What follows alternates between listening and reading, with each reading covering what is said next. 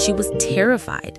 She told me once that she would avoid going to stores alone because she didn't want to talk to anyone.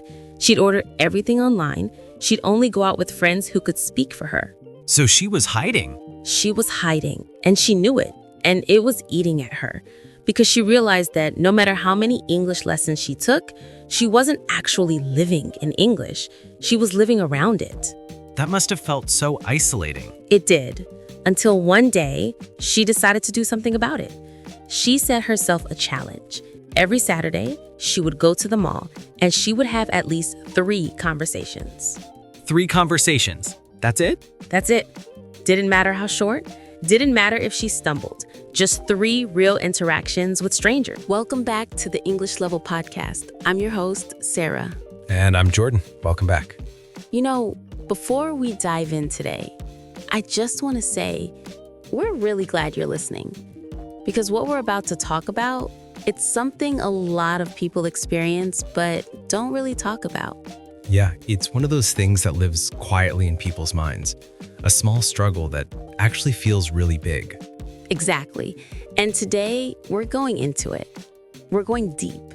So I'll get comfortable, maybe grab some tea, maybe just sit back, and let's have a real conversation.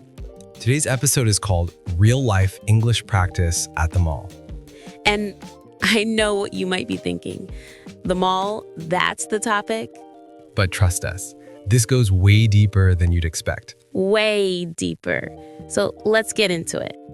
You know what's funny? We spend so much time learning English in classrooms with textbooks, with apps, and then we walk into a mall and suddenly it's like we forgot everything. Right? It's that moment when someone asks you, "Can I help you find something?" And your brain just freezes. Exactly. And today, we're not talking about grammar rules or vocabulary lists. We're talking about that real moment, that bridge between knowing English and actually living in it. The mall. Such a simple place. But for someone learning English, it's like a whole world opening up. It really is, because the mall isn't just about shopping. It's about human interaction. It's about confidence. It's about that tiny voice in your head that says, "Can I do this?" So let's talk about it. Real life English practice at the mall. What does that actually mean? Well, let's start here. When you're learning a language, there's this invisible wall, right? On one side, you have all the words you've memorized, all the sentences you've practiced alone in your room. And on the other side, there's the world. And the mall is where that wall starts to crack. Exactly, because the mall forces you to speak.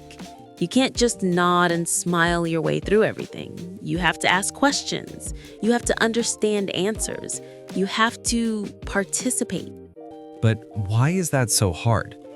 I mean, we're just talking about asking for a size or finding a restroom. Because it's not about the words. It's about the fear of being misunderstood, the fear of looking foolish, the fear that someone will hear your accent and judge you. Yeah, that's the real barrier, isn't it? It is. And the mall becomes this testing ground, this place where you face that fear over and over again in small doses. So let me ask you this. What actually happens when someone walks into a mall to practice English? Like, where do they even start? I think it starts before they even open their mouth.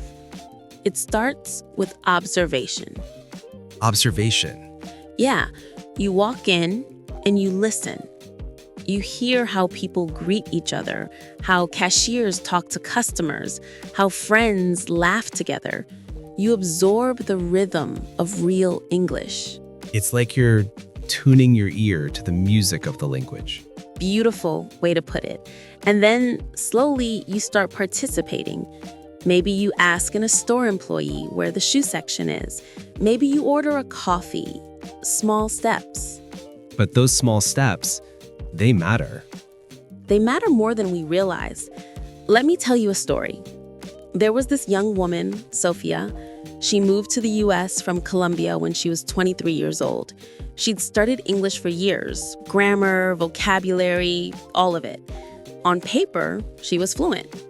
But in real life, I love that because it means that when someone practices English at the mall, they're not just improving their speaking skills, they're discovering who they are in English. And that takes courage. So let's talk practically for a moment. If someone listening to this wants to try this, wants to use the mall as their English practice ground, where should they start? Good question. Because I think people hear practice English at the mall and they think it's vague. Right, so let's break it down. First, go with the plan. Don't just wander around hoping something will happen. Set a goal. Maybe it's asking 3 people for help. Maybe it's ordering food in the food court. Maybe it's returning an item and explaining why. So you're giving yourself a mission. Exactly, because having a mission reduces anxiety. You know what you're there to do. What else?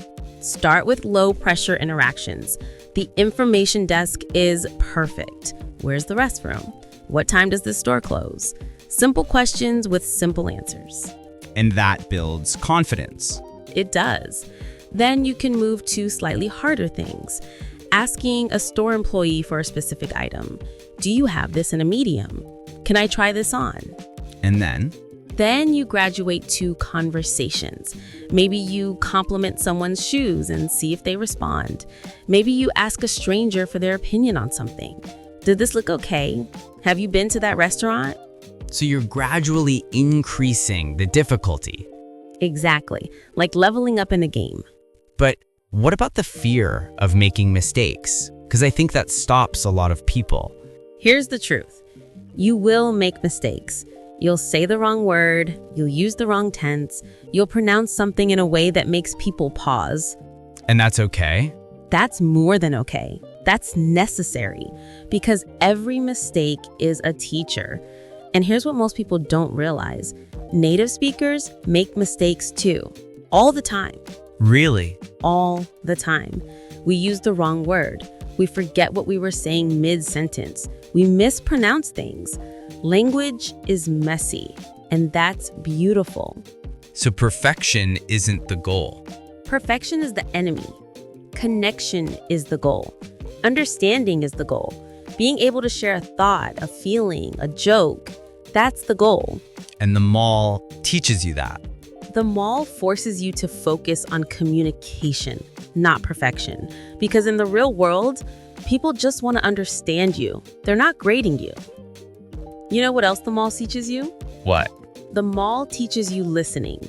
Because real English isn't just about speaking, it's about understanding what people say back to you.